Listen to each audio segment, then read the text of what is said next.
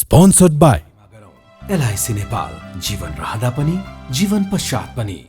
गर्वैदेखि बलियो भूगर्भ सिमेन्ट। मेरो देश मेरो जगदम्बा सिमेन्ट। गुणस्तरीय प्लम्बिङको भरपर्दो नाम मार्बल। म पनि आजै नेपाल टेलिकमको एन्टी फाइबर सेवा लिन्छु। नेपाल टेलिकम, राष्ट्रको सञ्चार, राष्ट्रको शान, किसान। लिकेजको नो टेन्सन। Paramount Gems।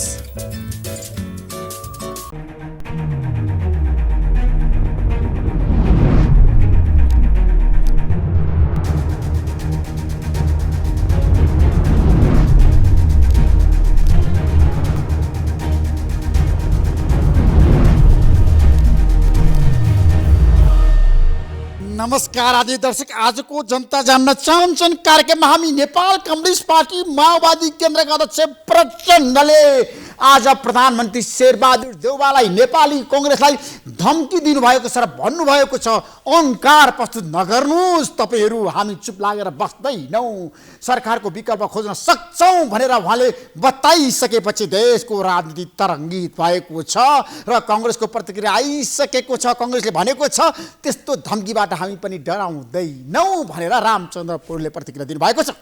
आजको कार्यक्रममा हामी यस बारेमा विशेष रूपमा चर्चा गर्न चाहन्छौँ। देशभरिबाट विजय भएर आएका माओवादी केन्द्रका गाउँपालिका, नगरपालिका, वडा अध्यक्षसम्मका सबैलाई बोलाएर प्रचण्डले आज निर्देशन दिनुभएको छ। काठमाडौँमा बोलाएर भन्नुभएको छ अब माओवादी सशक्त र प्रभावकारी रूपमा अगाडि बढ्नुको विकल्प छैन, माओवादी पहिलो शक्ति बन्न सक्छ भनेर उहाँले घोषणा गर्नुभएको छ र भन्नुभएको छ अब तपाईँहरू ढुक्क भएर अगाडि बढ्नुहोस्, काम गर्नुहोस्, जनताको प्रतिनिधिहरूको महत्त्व छ र जनताका प्रतिनिधिहरूलाई जनताले धेरै विश्वास गर्छन् हामीलाई भन्दा भनेर प्रचण्डले आज जनताका प्रतिनिधिहरूलाई निर्देशन दिनुभएको छ। माओवादीका नेताहरूले पनि निर्देशन दिइरहँदाखेरि आज जसरी प्रचण्डले काङ्ग्रेसमाथि गम्भीर आरोप लगाउनु भएको छ र काङ्ग्रेसलाई उहाँले प्रधानमन्त्री शेरबहादुर देउवालाई भन्नुभएको छ केपी शर्मा ओलीकै जस्तो हालत होला, एमालेको जस्तै हालत होला, तपाईँहरूको दम्ब र अहम्मले अहङ्कारले फेरि यो गठबन्धन टुट्ला भनेर उहाँले बताउनु भएको छ।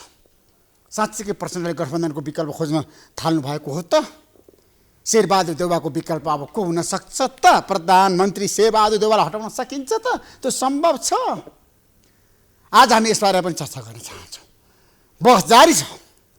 वाम गठबन्धन बन्न सक्छ, फेरि पनि वामहरूको बिचमा एकता हुन सक्छ, सहकारी हुन सक्छ र सबै कम्युनिस्टहरूलाई एक बनाउन मित्र राष्ट्रहरूको भूमिका अब महत्त्वपूर्ण हुन लागेको, निर्णायक हुन लागेको, चीनको चाहना अनुसार एमाले र माओवादी केन्द्रको बिचमा फेरि पनि एउटा सहमति सहकार्य र एकता हुन सक्छ।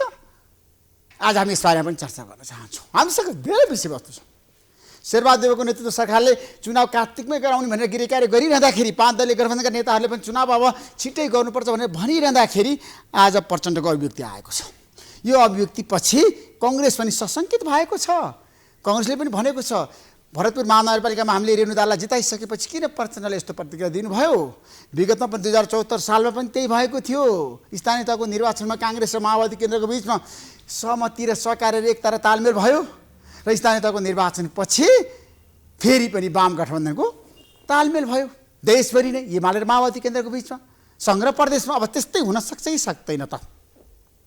आज हामी यसबारेमा चर्चा गर्न चाहन्छौँ।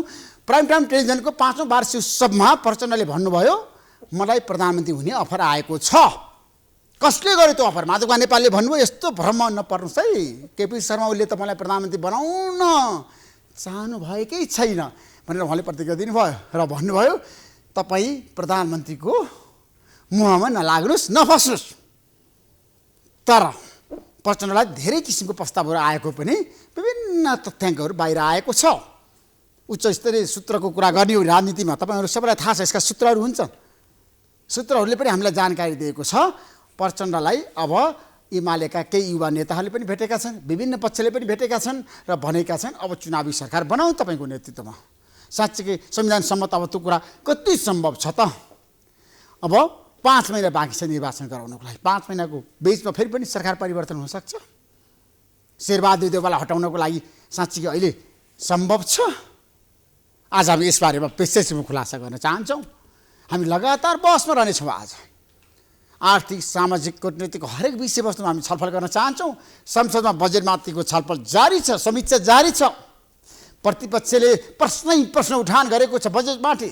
यो बजेट कार्यान्वयन हुनै सक्दैन, हावादारी हो भनेर भनिरहँदाखेरि सत्ता पक्षका सांसदले भनेका छन् अहिलेसम्मकै उत्कृष्ट बजेट हो, 2048 साल पछिकै राम्रो बजेट हो, जनताको चाहना अनुसारको बजेट आएको छ, यो बजेट कार्यान्वयन गराउनुपर्छ, कार्यान्वयनको विकल्प छैन भनेर पनि काङ्ग्रेस र माओवादी केन्द्रका सांसदहरूले सरकारको बजेटको बचाउ गरेका छन्।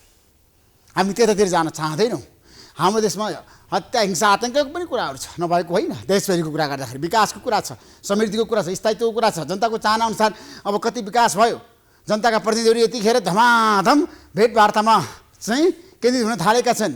काठमाडौँ महानगरपालिकाका मेयर बालेन शाह शीर्ष नेताहरूलाई भेटवार्ता गरेर कुराकानी गरेर अगाडि बढ्दै हुनुहुन्छ। उहाँले केपी शर्मालाई भेटिसक्नु भएको छ। आज प्रधानमन्त्री शेरबहादुर देउवालाई बालुवाटारमै पुगेर उहाँले भेट्नुभयो र प्रधानमन्त्रीले भन्नुभयो तपाईँलाई 5 वर्षसम्म काम गर्न म सक्दो सहयोग गर्छु, समर्थन गर्छु भनेर पनि भन्नुभएको छ। त्यसैले आज हामी समग्र देशको अहिलेको अवस्थाको बारेमा केही समयको विश्रामपछि चिरफार गर्छौँ। आजको जनता जान्न चाहन्छन् कार्यक्रममा हाम्रो बीचमा नेपाल कम्युनिस्ट पार्टी माओवादी केन्द्रका प्रभावशाली नेता प्रमुख सचेतक देवप्रसाद गुरुङ हुन्छ। गुरुङजी, तपाईँलाई म जनता जान्न चाहन्छन् कार्यक्रम स्वागत गर्न चाहन्छु। आज प्रचण्डले भन्नुभयो यो सरकारको विकल्प खोज्नुपर्छ र कङ्ग्रेसले अब न्यू खोजिरहेछ, अङ्कार प्रस्तुत गरिरहेछ भने किन कटाक्ष गर्नुभयो, किन आक्रमण गर्नुभयो नेपाली कङ्ग्रेसमाथि, मलाई बताउनुहोस् त। अब यसको फेरिस्त आज अब यो डेमोक्रेसीमा अलिकति विचारहरू नीतिहरूमा बहस त हुन्छ, छलफल त हुन्छ। निश्चय पनि नेपाली कङ्ग्रेसको यो स्थानीय तहको निर्वाचनमा हेर्दाखेरि चाहिँ अलिकति केही अहङ्कारहरू नदेखिएको चाहिँ होइन। त्योभन्दा पनि बेसी चाहिँ समस्याहरू कहाँ हो भन्दाखेरि चाहिँ खास गरिकन परराष्ट्र नीतिको सन्दर्भमा अलिकति आफ्नै ढङ्गले गइरहनु भएको छ उहाँहरू चाहिँ। त्यसो स्थानीय तहको निर्वाचनमा पनि कङ्ग्रेसले अङ्कार प्रस्तुत गर्यो, तालमेलको चाहिँ विपरीत गयो, गठबन्धनलाई कमजोर बनायो भने तपाईँको भनाइ। अब यस्तो हुन त कुरा चाहिँ स्थानीय तहको निर्वाचन चाहिँ सहकार्यको लागि चुनौतीपूर्ण छ। सहज ढङ्गले सहकारी हुन सक्ने अवस्था छैन। विगत कालदेखि नै भोट ब्याङ्क फरक फरक पर्या हुनाले चाहिँ एक आपसमा चाहिँ तपाईँको भोट ट्रान्सफर चाहिँ हुन कठिन छ। त्यसो भएको हुनाले चाहिँ सहकार्य चाहिँ अलिक कठिन छ। तैपनि प्रयास गरौँ, अधिकतम रूपले कति सकिन्छ प्रयास गरौँ भन्ने कुराबाट सुरु भएको अवस्था हो।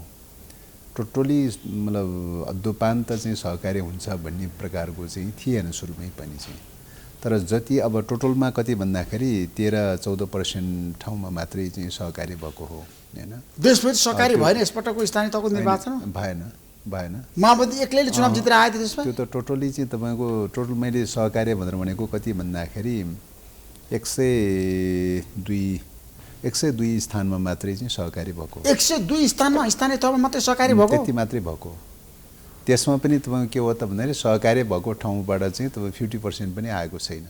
तर कङ्ग्रेसले भनेको छ माओवादीलाई हामीले जिताइदिउँ, हाम्रो कारणले माओवादी आज तेस्रो पार्टी बन्यो। अरू जति पनि आएको छ स्वतन्त्र ढङ्गले प्रतिस्पर्धा गरेर आएको छ हैन। त्यसो भएको हुनाले चाहिँ अब उहाँहरूसँगको सहकार्यमा त्यही हो। एउटा त चाहिँ तपाईँको एउटा संस्कारगत रूपमा सहकार्यको तलदेखि मास स्केलमा सहकार्यको संस्कार नबनिसकेको अवस्था एउटा त्यो प्रब्लम। त्यसले गर्दाखेरि पनि उहाँहरूले त्यति जोडबल गर्न सक्नु भएन, आफ्नो नीति लागू गर्न सक्नु भएन।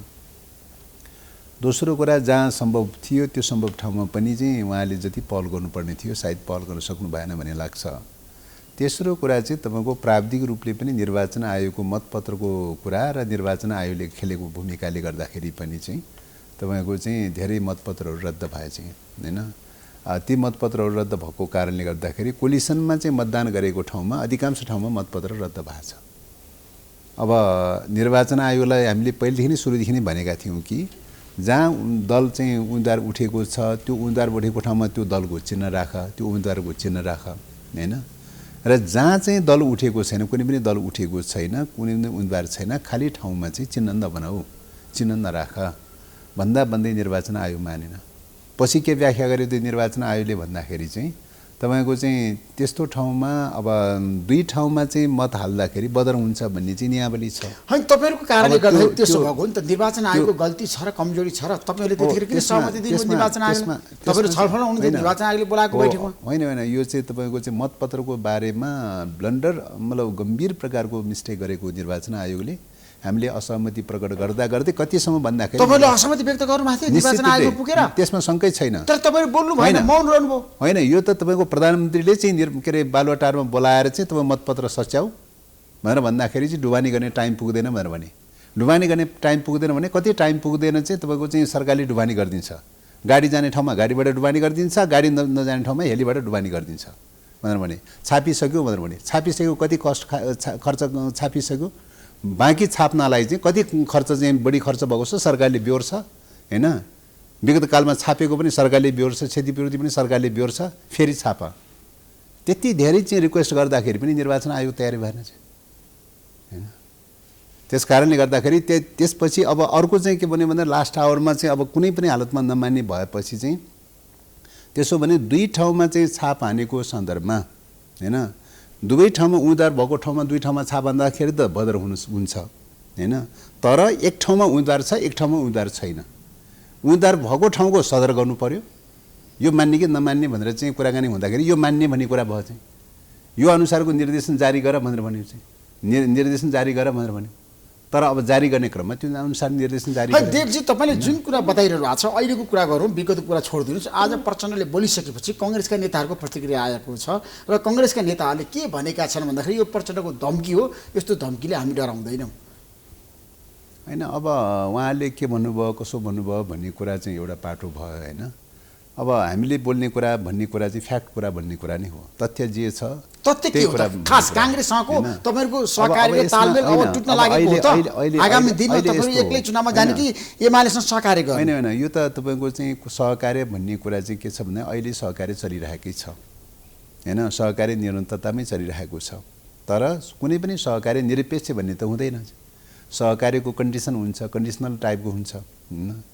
त्यस कारणले कन्डिसनको कुराको सन्दर्भमा भन्नुपर्दाखेरि चाहिँ अहिले तपाईँहरूको शर्त के? जस्तो विदेश नीतिमा सरकार असफल भयो भन्ने हो त? त्यसो भए त्यहाँबाट सुरु अब गर्नु। निश्चित रूपले विदेश नीतिमा नेपाली काङ्ग्रेसको नेतृत्वको सरकारले विदेश नीतिको सन्दर्भमा हामीसँगको परामर्श बिना, सरसल्लाह बिना, पाँच दलको सहमति बिना, पाँच दलको निर्णय बिना आफ्नो ढङ्गले मनोमानी ढङ्गले चलाइरहनु भएको छ। तपाईँसँग छलफल हुँदैन? तपाईँ त कार्यदलमा हुनुहुन्छ त? बिल्कुलै छलफल भएको छैन।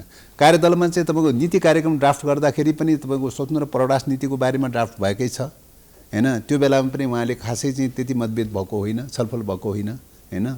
अब अरू चाहिँ इस्युहरूको बारेमा चाहिँ पटक बैठक त भयो, राष्ट्रियताको मुद्दाको बारेमा पटक कुरा उठाएको हो चाहिँ होइन, कुरा उठाएको चाहिँ। तर उहाँले छलफल गर्नु भएको छैन, आफ्नो ढङ्गले गरिरहनु भएको छ।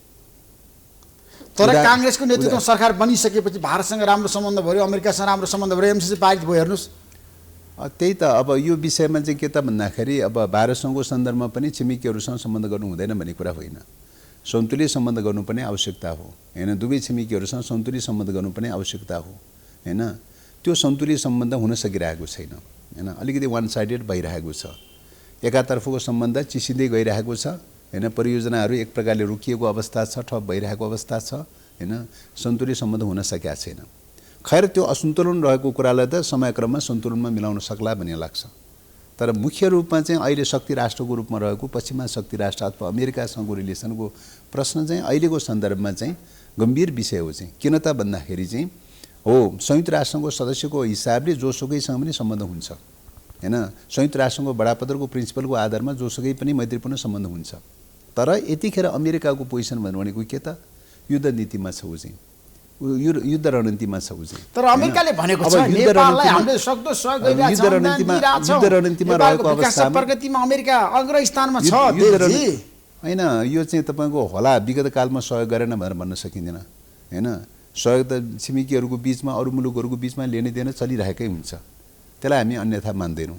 अहिले पछिल्लो समयमा जब अमेरिकाको नीति युद्ध नीतिमा गइसकेपछि, युद्ध रणनीतिमा गइसकेपछि ऊ त सैन्य गठबन्धन निर्माण गर्ने, हतियारको प्रतिस्पर्धा गर्ने, सैन्य गतिविधि गर्नेमा गइरहेको छ।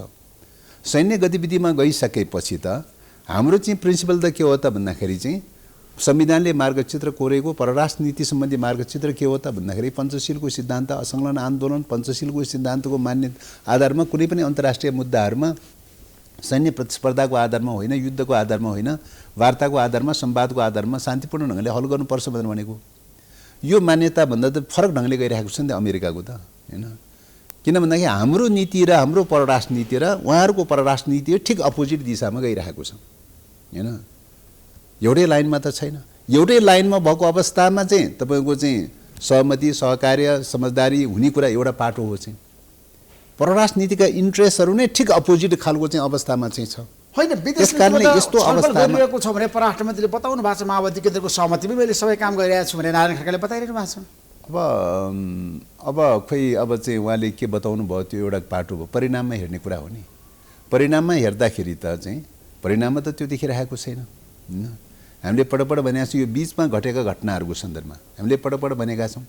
पहिलो कुरा के त भन्दाखेरि सरकार बनिसकेपछि चाहिँ, होइन, कालापानी लिपु लेखेर लिम्पिया धुराको बारेमा वार्ता, कुटनीति वार्ता चलाउनु पर्यो, होइन? कुटनीति प्रक्रियाबाट वार्ता गरेर त्यो जमिन फिर्ता गराउने प्रक्रियामा पहल गर्नु पर्यो भनेर उहाँले पहल गर्नु भएको छैन। हुम्लाको सिमानाको बारेमा चाहिँ जो विवादै थिएन, समस्या नै थिएन, विवाद छ भने कांग्रेसले भनेको छ, कांग्रेसकै नेताले भनेको छ देवजी, होइन? उहाँले भनेको उहाँले भने कुरा त्यो अलग नेपालको भूभागीकरण गरेको छ भने उहाँले भने कुरा अलग कुरा निष्कर्ष आइसक्यो। उहाँले भने कुरा अलग कुरा हो। प्रधानमन्त्रीले भन्नुभएको फ्याक्ट कुराले देखाउँछ के त भन्दाखेरि विगत कालको तथ्याङ्कहरूले चाहिँ त कहीँ पनि विवाद देखिँदैन चाहिँ। अनि विवादै नदेखेको ठाउँमा विवाद छ भनेर चाहिँ वान साइडेड ढङ्गले चाहिँ कार्यदल बनाएर जानुभयो चाहिँ, होइन? वान साइडेड ढङ्गले कार्यदल बनाउनु भयो चाहिँ। सीमा विवादको मामलामा वान साइडेड ढङ्गले कार्यदल बनाएर जानुभयो, त्यसले के हुन्छ? एउटा पोइन्ट थियो। दोस्रो कुरा चाहिँ तपाईँको चाहिँ अब त्यसपछि अर्को कुरा चाहिँ युक्रेनको मामलाको बारेमा अहिले हामी बोल्नु हुँदैन है, तटस्थ बस्नुपर्छ, असंलग्नताको प्रिन्सिपल अनुसार तटस्थ बस्नुपर्छ भनेर भन्दै अमेरिकाको प्रस्तावमा समर्थन गर्न जानुभयो। युएन अमेरिकाको प्रस्तावमा युक्रेनको पक्षमा जाए, युक्रेनको पक्षमा नेपाल त नेपालले त समर्थन गर्यो, एउटा त्यो रूपले जानुभयो चाहिँ। अर्को कुरा चाहिँ तपाईँको चाहिँ अब ताइवानको इस्युमा चाहिँ विवाद परिरहेको चाहिँ छ। हामी एक चीन नीतिको पक्षमा चाहिँ छौँ, होइन? ताइवानको गभर्मेन्टलाई समावेश गराएर चाहिँ तपाईँको चाहिँ डेमोक्रेटिक कन्फरेन्स गर्ने भनेर चाहिँ प्रधानमन्त्रीज्यू जानुभयो चाहिँ, होइन? हामीले हुँदैन चाहिँ, यो चाहिँ मिल्दैन। नेपाली काङ्ग्रेसको तर्फबाट भाग लिने कुरालाई हामी अन्यथा मान्दैनौँ, पार्टीको आफ्नो स्वतन्त्रताको कुरा हो। तर राज्यको तर्फबाट, सरकारको तर्फबाट सहभागी हुने भन्ने कुरा त एक चीन नीतिको विपरीत हुन्छ नि भनेर भन्यो, त्यो पनि मान्नु भएन चाहिँ, होइन? अब अमेरिकन अधिकारीहरू पटपट चाहिँ भेटघाट चलिरहेको छ, आवत जावत चलिरहेको छ। पटपट भन्यो कि तपाईँको चाहिँ यो चाहिँ आवत जावतको क्रममा पछिल्लो समयमा त चाहिँ तपाईँको के देखियो त भन्दाखेरि तपाईँको खुला रूपले चाहिँ टिबिटेनहरूको क्याम्पहरूमा चाहिँ मुभ गर्ने खालको चाहिँ गतिविधि गर्ने खालको देखियो, होइन? त्यो कसरी चाहिँ खुला रूपले भयो त चाहिँ, होइन? अब त्यो सहमति नदिकन कसरी त्यसरी गयो त? सहमति नदिकन सेक्युरिटी कसरी पुग्यो, होइन? नेपालको टेरिटोरीभित्र चाहिँ एउटा उपमन्त्री चाहिँ आएर खुलेआम रूपले क्याम्पेन गर्ने भनेर भनिसकेपछि त एक चीन नीतिको त खुलेआम विरोधको कुरा भयो त चाहिँ। त्यस्तै गरी अरू सैन्य गतिविधिको सवालमा चाहिँ तपाईँको चाहिँ अन्तर्राष्ट्रिय एयरपोर्टमा के अरे पहिलोपटक एउटा हतियार के अरे गोप्य सामानहरू चाहिँ ओसार पोसार गरे, 33 बल्डन सामानहरू लिएर आयो, होइन? कुटनीतिक सामान भनेर भनियो, सैन्य चाहिँ कार्गो विमानबाट लिएर आयो। सैन्य कार्गो विमानबाट कुटनीतिक सामान ल्याउनु पनि जरुरी किन? अहिलेसम्मको प्र्याक्टिस त तपाईँको चाहिँ अरू सिभिलियन कार्गोबाट चाहिँ गभर्नमेन्टले पठाइदिएको होला नि त, सिभिलियन कार्गोबाट लागि नेपालको लागि नेपाल सरकारले भनेर पठायो होला। सिभिलियन कार्गोबाट किन आउन सकेन त्यो कुरा, होइन? सिभिलियन कार्गोबाट किन आउन सकेन चाहिँ, होइन? सैन्य विमानको कार्गो भनेर भनेको त हतियार ओसार्ने मात्रै हो त्यो चाहिँ त, होइन? त्यो कार्गो किन प्रयोग गर्यो? त्यसको क्वेसनको ठिक ढङ्गले जवाब दिन सक्नु भएको छैन, होइन?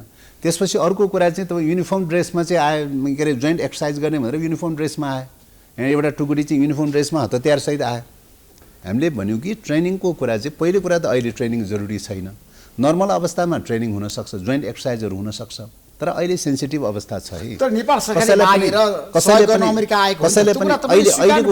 अहिलेको परिस्थितिमा कसैलाई पनि सैन्य ट्रेनिङहरू गराउने कुरा, संयुक्त अभ्यासहरू गराउने कुरालाई सतर्क र सजग रहनुपर्छ। नेपाल सरकारले चाहे नि त। दोस्रो कुरा के त भन्दा युनिफर्म ड्रेसमा चाहिँ मोबिलिटी गर्ने कुरा, हतियारसहित युनिफर्म ड्रेसमा मोबिलिटी गर्ने कुरालाई त चाहिँ तपाईँको चाहिँ ख्याल गर्नुपर्छ, त्यो त पर्मिसन दिनु हुँदैन भनेर भनेका, तर त्यो मान्नु भएन चाहिँ, होइन? त्यो ढङ्गले मोबिलिटी गरिरहेको अवस्था छ। त्यसकारणले यस्ता खालका परिघटनाहरू जो घट्दै गइरहेको चाहिँ छ, एमसिसीकै इस्युको बारेमा पनि चाहिँ ओली सरकारले सदनमा लैजाने भनेर निर्णय गर्यो। हामीले ओली सरकारको चाहिँ आलोचना गऱ्यौँ, विरोध गऱ्यौँ, ओली सरकारले बेठी गर्यो भनेर भने, तर चाहिँ ओली सरकारले गरेकै निर्णयलाई किन फलो गर्यो त, होइन?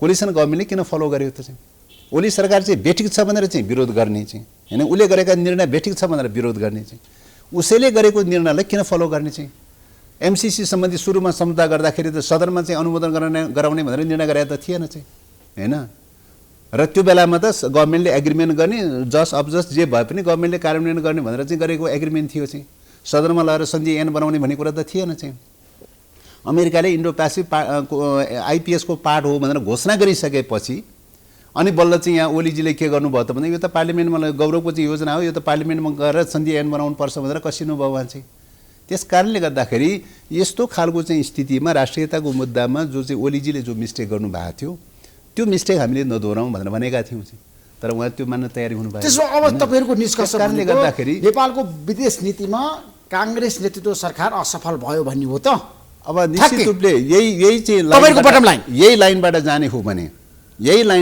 हो भने नेपाल चाहिँ तपाईँको दोस्रो युक्रेन दोहोर्याउन सक्ने खतरा छ यही लाइनबाट जाने हो भने नेपाल दोस्रो अफगानिस्तान जस्तो द्वन्द्वग्रस्त क्षेत्रमा जान सक्ने खतरा छ त्यस कारणले गर्दाखेरि चाहिँ यो रिथिङ गर्नुपर्छ पुनर्विचार गर्नुपर्छ हैन पुनर्विचार गर्नुपर्छ अहिले चाहिँ तपाईँको पञ्चशीलको सिद्धान्तलाई फलो गर्नुपर्छ संयुक्त राष्ट्रको बडापत्रलाई फलो गर्नुपर्छ असंलग्नताको सिद्धान्तलाई फलो गर्नुपर्छ कुनै पनि प्रकारको सैन्य गतिविधिमा इन्भल्भ हुनु हुँदैन चाहिँ हैन भनेर चाहिँ हामी पटक भनिरहेका छौँ। तर एमसीसी पारित भइसकेपछि त अब अमेरिकन सैनिक नेपाल आउँछ भने तपाईँले भन्नुभएको थियो आएन अब यो यस्तो हो पहिलो कुरा त तपाईँ के हो त भन्दाखेरि यो सैन्य सङ्गठनमा नेपालले लिएर जान्छ भने भन्नुभएको थियो यो पनि अमेरिकाले लिएर गएन दुईटा सन्धि चाहिँ दुईटा सम्झौताको लागि चाहिँ तयारी चल्दैछ एमसीसीसँग जोडिएको चाहिँ एउटा स्ट्राटेजिक पार्टनरसिप सम्बन्धी एउटा चाहिँ सोफा चाहिँ के अरे सेक्युरिटी अफ फोर्स एग्रिमेन्ट सम्बन्धी दुईटा सम्झौताको प्रिपेरेसन चलिरहेको चाहिँ छ दुईटा सम्झौता चाहिँ तपाईँको चाहिँ सैन्य सम्बन्धी सम्झौता हुने बित्तिकै चाहिँ के हुन्छ त भन्दाखेरि चाहिँ खुलेआम रूपले सेनाको मुभ हुन थाल्छ हैन त्यस कारणले गर्दाखेरि चाहिँ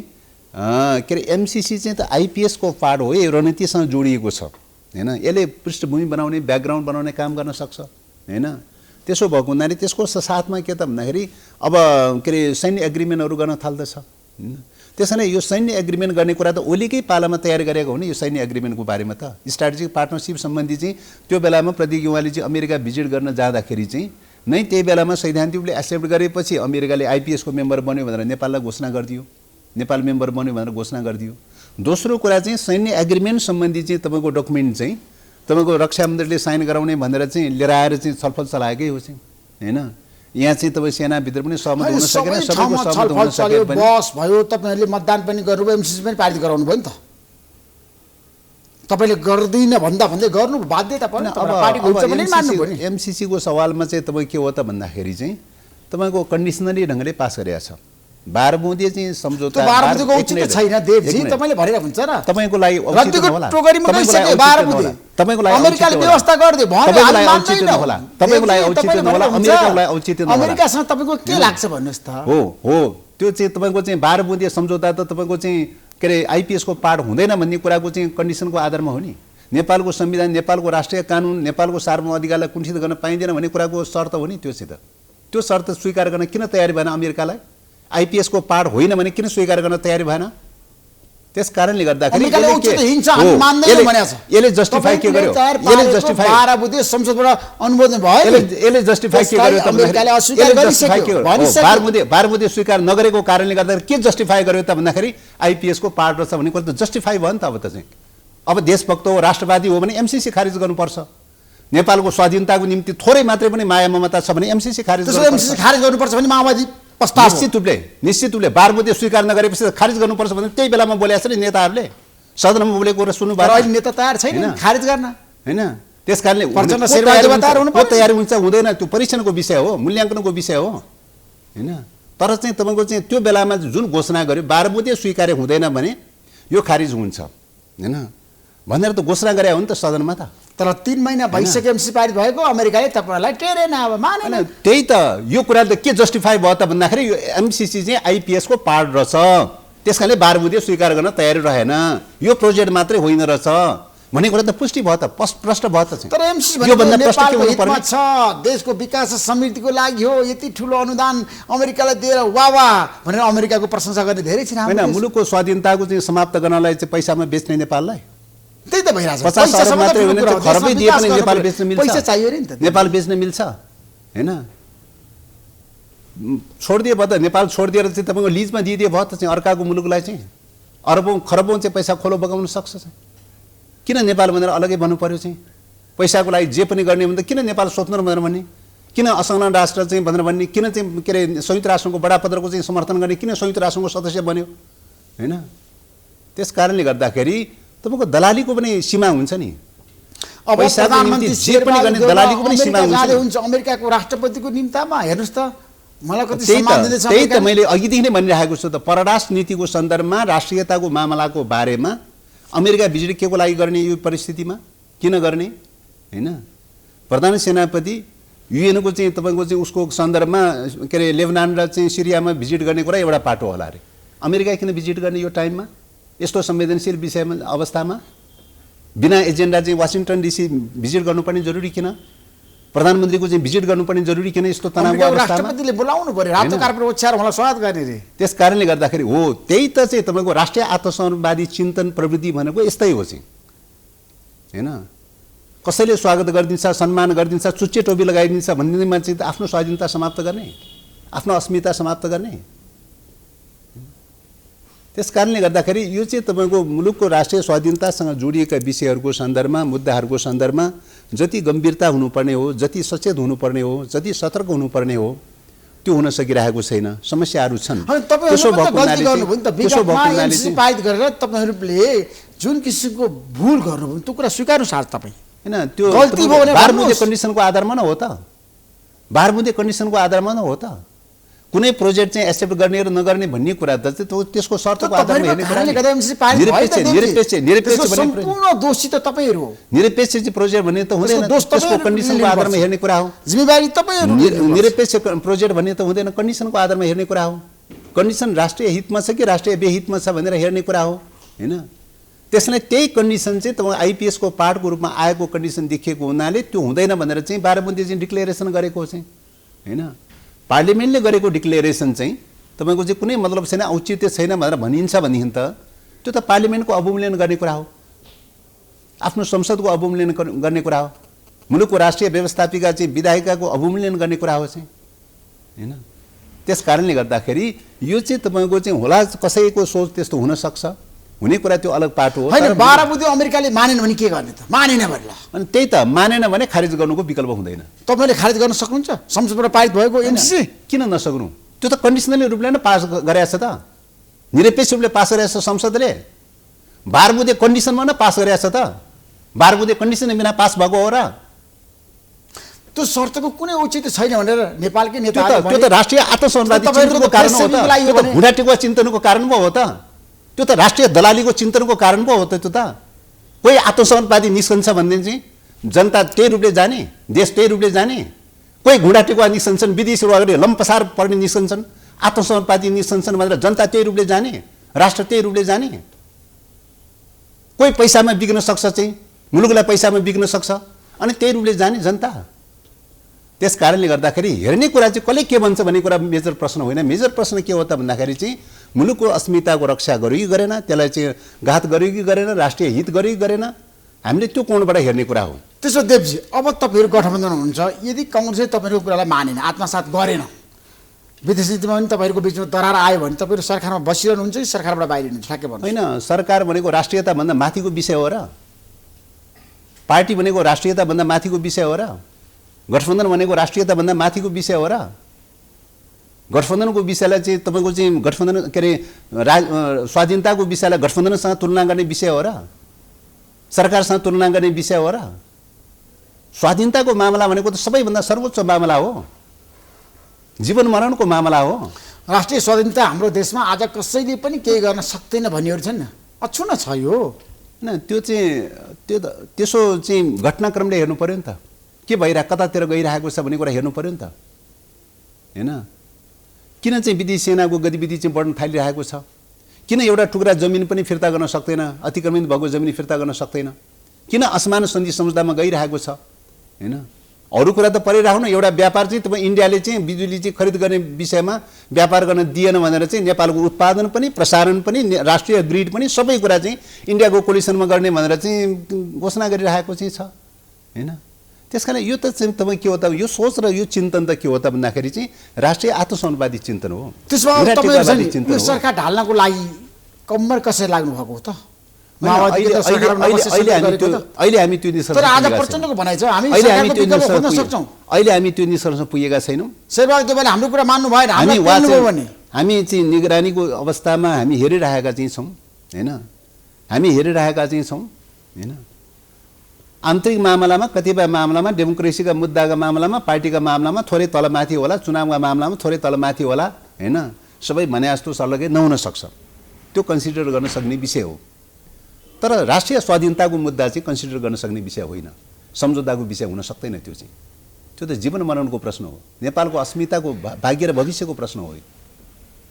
त्यसमा कम्युनिस्टहरु सबै मिलेर जान सक्छन् आगामी निर्वाचनमा फेरि पनि एकपटक हैन। यो विषयमा पहिलो कुरा त के हो त भन्दाखेरि चाहे कांग्रेसको सन्दर्भमा होस् चाहे एमालेको सन्दर्भमा होस्, हामीले त विचारमा हेर्ने कुरा हो नि, एजेन्डामा हेर्ने कुरा हो नि। डेमोक्रेसी र राष्ट्रियताको चाहिँ दुईटा मुद्दाको चाहिँ सन्दर्भमा हेर्ने कुरा हो नि। डेमोक्रेसीको मुद्दामा निश्चय पनि चाहिँ कांग्रेसभन्दा चाहिँ तपाईँको एमाले चाहिँ अलिक प्रतिगामी दिशामा देखा परेकै हो। सिस्टमलाई भत्काउने, यो सिस्टमलाई भताभुङ पार्ने, संसदलाई भताभुङ पार्ने खालको चाहिँ देखिएकै यो घटनाक्रममा। डेमोक्रेसीको मुद्दामा कमसेकम कांग्रेस त यथास्थितिमा उभिएको अवस्था हो हैन। त्यसकारणले त्यहाँनिर फरक विषय हो। राष्ट्रियताको मुद्दामा उहाँहरूको बिचमा त्यति धेरै फरक देखिरहेको छैन। अब परीक्षणको प्रश्न राष्ट्रियताकै मुद्दामा छ हैन। राष्ट्रियताको मुद्दामा को चाहिँ मतलब सजगता साथ सतर्कता साथ चाहिँ मुलुकको स्वाधीनताको रक्षाको निम्ति ओली अगाडि बढ्न तयारी हुन्छ कि देउबा अगाडि बढ्न तयारी हुन्छ, हेर्ने कुरा त त्यही हो नि। यदि राष्ट्रियताको मामलामा देउबा भन्दा ओली एक कदम अगाडि बढ्नु भयो भने तपाईले के गर्नु हैन। अब मुलुकको स्वाधीनताको रक्षाको पक्षमा कसैले कदम चाल्छ भने त्यसलाई हामी सम्मान गर्न चाहन्छौँ। त्यसमा वाम गठबन्धन बन्न सक्छ चुनावमा, अनि त्यो निरपेक्ष वाम भन्ने हुँदैन, निरपेक्ष कम्युनिस्ट भन्ने हुँदैन। मेजर प्रश्न के हो त भन्दा अहिले परिरहेको इस्युको क्लास स्ट्रगलको की पोइन्ट के हो त भन्दाखेरि चाहिँ अहिलेको युगमा चाहिँ राष्ट्रियताकै मुद्दा पेचिलो रूपमा परिरहेको छ। वर्ग संघर्षको की प्रश्न त यही हो त अहिलेको चाहिँ सन्दर्भमा त। यो प्रश्नमा चाहिँ कसरी डिल गर्छ नेताहरूले भन्ने कुरामै भर पर्छ चाहिँ हैन। तपाईको रोजाइ चाहिँ राष्ट्रियताको मामला कांग्रेस र एमालेको कुरा गर्दाखेरि को बढी राष्ट्रवादी छ? अब अहिलेसम्मको सन्दर्भमा चाहिँ उहाँहरूको बिचमा धेरै कुरामा समानता देखिन्छ। तर पनि तपाईको मत कता हुन्छ? धेरै कुरामा जनता जान्न चाहन्छ। धेरै कुरामा समानता छ। जुन दिन फरक खालको पोजिसन देखा पर्छ त्यो दिन चाहिँ यहीँनिर फरक पर्यो भनेर चाहिँ समर्थन गर्ने र विरोध गर्ने। तपाईहरु त्यतिखेर अनि देउबा सरकार ढालेर ओलीतिर सहकार्य गरेर प्रचण्डलाई प्रधानमन्त्री बनाउन लाग्नुहुन्छ हैन। अब त्यही त मैले एजेन्डामा कुरा गरेको मैले एजेन्डामा भनिरहेको छु। एजेन्डामा निश्चित रूपले राष्ट्रियताको मुद्दामा सजगता साथ सतर्कता साथ चाहिँ मुलुकको स्वाधीनताको रक्षा गर्ने क्रममा चाहिँ को अगाडि बढ्छ हामीले त्यसैलाई सपोर्ट गर्नु पर्छ। तपाईले चाहिँ चुनावी मोर्चा बनाउँदा, गठबन्धन बनाउँदा, चुनावमा तालमेल गर्दाखेरि एमालेसँग मिल्न सक्ने आधार छ कि छैन? ठ्याक्कै भन्नु। यो त मैले एजेन्डाको बारेमा कुरा गरिरहेको छु नि। एजेन्डाको बारेमा जोसँग एजेन्डा मिल्छ प्रकारान्तरले सहकार्य पनि त्यतै हुने। तपाईको एजेन्डा कोसँग मिल्छ आजको दिनमा? स्थानीय अहिलेसम्मको सन्दर्भमा डेमोक्रेसी र राष्ट्रियताको मुद्दाको सन्दर्भमा मैले अघि नै भने राष्ट्रियताको मुद्दामा कांग्रेस र एमाले एउटै बिन्दुमा छ, एउटै पोइन्टमा छ। डेमोक्रेसीको मुद्दामा तुलनात्मक रूपले चाहिँ तपाईको चाहिँ कांग्रेस र एमालेको बिचमा मात्रात्मक रूपले चाहिँ कांग्रेस चाहिँ कमसेकम इन्टरनल डेमोक्रेसीको अहिलेको संविधान अहिलेको डेमोक्रेसी कायम राख्नुपर्छ, स्थिरता कायम राख्नुपर्छ, यसलाई निरन्तरता कायम राख्नुपर्छ भन्नेमा देखिया छ। यस अर्थमा नेपाली कांग्रेस एक स्टेप अगाडि छ डेमोक्रेसीको मुद्दामा, एमाले चाहिँ एक स्टेप पछाडि छ डेमोक्रेसीको मुद्दामा। त्यसकारणले हाम्रो चाहिँ सहकार्य कांग्रेससँग भयो अहिले चाहिँ। अब यो त सधैँ स्थिर रहिरहन्छ भनेर त भन्न सकिँदैन। उहाँहरूको पोजिसन चाहिँ अदलाबदली हुन सक्छ, फेरबदल हुन सक्छ। उहाँहरूको पोजिसन जब फेरबदल हुन्छ, पोलिटिकल लाइनमा चाहिँ एजेन्डामा जब फेरबदल हुन्छ, त्यही अनुसारको चाहिँ तपाईँको सहकार्यको पाटो पनि त्यसैले निरूपण गर्ने कुरा हो। त्यसो तपाईले स्थानीय तहमा निरपेक्ष रूपले सहकार्य विजय प्राप्त गर्नुभयो, तपाईलाई थाहा छ हैन? त्यसमा तपाईहरुलाई कांग्रेसले ठूलो साथ दियो, कांग्रेस समर्थनको कारणले तपाईहरु विजय प्राप्त गरेर आउनु भएको छ। देशभरि तपाईहरुको पार्टी छ नि सङ्गठित भयो, तर अहिले आएर तपाईँहरू सङ्घ र प्रदेशको निर्वाचनमा चाहिँ एक्लै जाने कि कङ्ग्रेसको साथ छोड्ने कि माओवादीले एमालेसँग सहकार्य गर्ने बताउनुहोस् न। अब यो चाहिँ पश्चिमको जनतालाई यो बताउनुहोस्। यस्तो हो। पहिलो कुरा त मैले ठ्याक्कै व्याख्या नगरिकन अघिदेखि नै भनिरहेको छु, वाम गठबन्धन बन्न सक्दैन, मेरो प्रश्न त्यहाँ छ। एजेन्डाले डोराउँछ, यो चाहिँ एजेन्डाले डोराउने विषय हो। अब लिडिङ कोरको एजेन्डा भनेको राष्ट्रियताको मुद्दा बन्दैछ हैन। राष्ट्रियताको मुद्दामा नेपाली काङ्ग्रेसको डिलिङ के हुन्छ, एमालेको डिलिङ के हुन्छ, त्यसैमा धेरै कुरा त्यसैले सरकारको आयु निश्चित गर्छ, त्यसैले निर्धारण गर्छ, त्यसैले निर्धारण गर्छ। त्यसो भए ठ्याक्कै अब तपाईँले भन्नुभयो प्रचण्डले आज जसरी गाली गर्नुभयो काङ्ग्रेसलाई, अब प्रचण्ड युटर्न हुने सम्भावना छ होइन। अब अहिलेकै सन्दर्भमा अहिले नै यही निष्कर्षमा पुग्यो भनेर भन्न त मिल्दैन। अहिले सहकार्यकै रूपमा छ, 5 दलको गठबन्धनकै रूपमा छ, अहिले त्यही सहकार्यलाई अगाडि बढाउने क्रममा छ। त्यहाँभित्र बहसको विषय छ। बहस के विषयमा छ त भन्दाखेरि मेजर रूपमा राष्ट्रियताको मुद्दामा बहस छ हैन। किन त भन्दाखेरि त्यसमा उहाँहरूले जसरी वान साइडेड ढङ्गले चाहिँ जसरी गइरहनु भएको छ त्यसैमा बहस छ। त्यो बहसले कुन कोर्स लिन्छ त्यसले धेरै कुरा निर्धारण गर्छ। त्यसो भए निर्वाचन कहिले गर्ने, फागुनमा गर्ने कि मक्सिरमा गर्ने?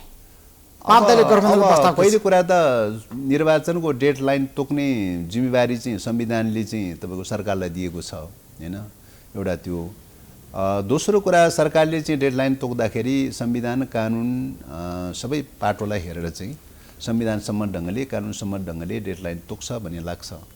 त्यसकारणले अहिले चाहिँ तपाईँको फल्ना डेट ढिस्कना डेट भनेर टिका टिप्पणी गर्नुको अर्थ हुन्छ भन्ने लाग्दैन। त्यसो भए प्रचण्ड प्रधानमन्त्री बन्ने सम्भावना कति छ ठ्याक्कै जाँदै?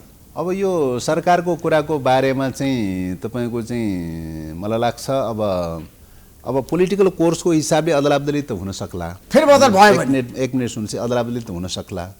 तर संवैधानिक कोर्सको हिसाबले हेर्दाखेरि चाहिँ विकल्प सरकारको सम्भावना म देख्दिनँ चाहिँ। किन संविधानलाई फलो गर्नुपर्छ, कानुनलाई फलो गर्नुपर्छ र भनेर भनिरहेको हुनाले चाहिँ संवैधानिक व्यवस्था अनुसार हेर्दाखेरि अहिलेको सरकार भनेको 76-5 को सरकार हो। 76-5 को सरकार चाहिँ तपाईँको विफल हुने बित्तिकै के हुन्छ भन्दाखेरि चाहिँ 76-7 आकर्षित हुन्छ, संसद विघटन हुन्छ, सरकार केयरटेकरमा जान्छ हैन, सरकार केयरटेकरमा जान्छ। अब त्यो रूपले जाने खालको परिस्थिति हो कि होइन त भन्दाखेरि अहिलेसम्म कोलिसन चाहिँ भङ्ग भइहाल्छ भन्ने लाग्दैन चाहिँ हैन। किन चाहिँ केयरटेकरमा जानलाई त सरकार चाहिँ विघटन हुनु पर्यो, कोलिसनमा जानु पर्यो। प्रदेशको निर्वाचनमा चाहिँ कति सिट मागिरहनु भएको छ? एक मिनेटै प्रदेश सभाको निर्वाचनको कुरा गरेको 76-5 को एउटा सरकार विफल भयो भने चाहिँ एउटा विफल भयो भने 76-7 आकर्षित हुन्छ। फेरि 76-5 कै सरकार चाहिँ दोहोरिन्छ जस्तो लाग्दैन चाहिँ हैन। फेरि 76-5 कै सरकार दोहोरिन्छ भन्ने पनि लाग्दैन। 76-3 को लार्जेस्ट पार्टी आकर्षित त झन् हुँदैन, पछाडि फर्कने कुरा त हुँदैन। त्यस कारणले गर्दाखेरि चाहिँ संविधानको व्यवस्था हेर्दाखेरि विकल्प सरकारको सम्भावना म त्यति देख्दिनँ चाहिँ। अब एक शब्दमा भन्नुहोस्, सरकारले ल्याएको बजेट राम्रो कि नराम्रो कि ठिक कि बेठिक कि सन्तुलित कि?